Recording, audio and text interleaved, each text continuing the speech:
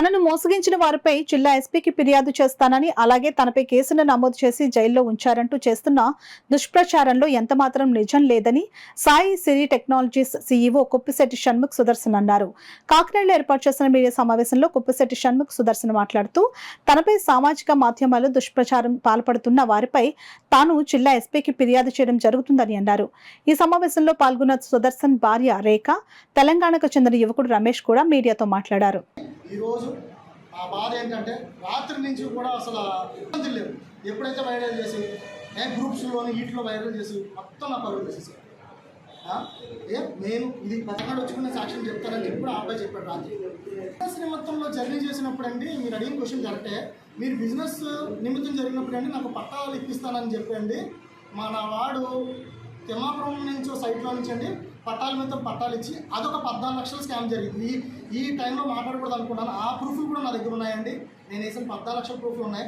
ఈలోపు నేను పట్టాల గురించి ఏదో మాట్లాడుతుంటే ఆయన ఒక ప్రూఫ్లు తీసి నాకేదో డబ్బులు వేసానని చెప్పేసి అన్నాడు.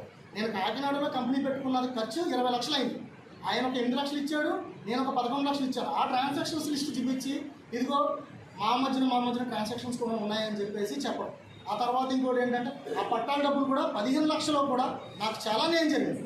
అది కూడా గవర్నమెంట్ వారిపై నా 15 లక్షలు పోతాయని అనుకోండి. కానీ దయచేసి నా కంపెనీని మాత్రం రాత్రే నా కంపెనీ ఏదైతే కాకినాడలో పెట్టానో అది రాత్రి బోర్డు కూల్ చేసి వాళ్ళ బోర్డు పెట్టుకుని నా కంపెనీ బోర్డు పడేశారు.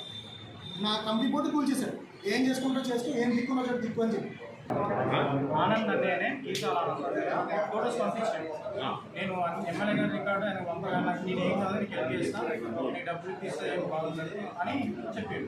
చెప్పడానికి నేను నమ్మేసి రికార్డు పెట్టాను.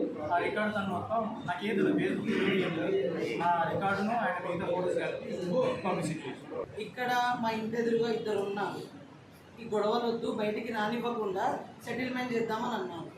మళ్ళీ బోర్డు తీస్తారులే అమ్మ, ఇప్పుడు మీ వీళ్ళకి గొడవలు అయ్యాయి కదా, ఆ చిన్న పిల్లలు అవి పెద్ద వరకు పోవద్దు అంటే సరే అనేసి వెళ్ళాము. నేను బయటే పెట్టుకుందామన్నాను, మాట్లాడుకుందామంటే లేదమ్మా ఇంట్లోకి రా, గొడవ బయట తినబడద్దు అంటే లాక్ వేసేసారు.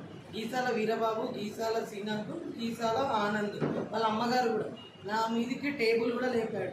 మొత్తం డాక్యుమెంట్స్ అన్నీ చించేసి నా ఫోన్లో కూడా నేను ఫేస్బుక్ లైవ్ పెడదామంటే నా ఫోన్ లాగేసుకొని నేను టెక్నికల్గా నేను చేద్దామనుకున్నాను లైవ్గా, కానీ లాగేసుకొని బూతులు ఎలా అంటే ఇంకా అన్పార్లమెంటరీ లాంగ్వేజ్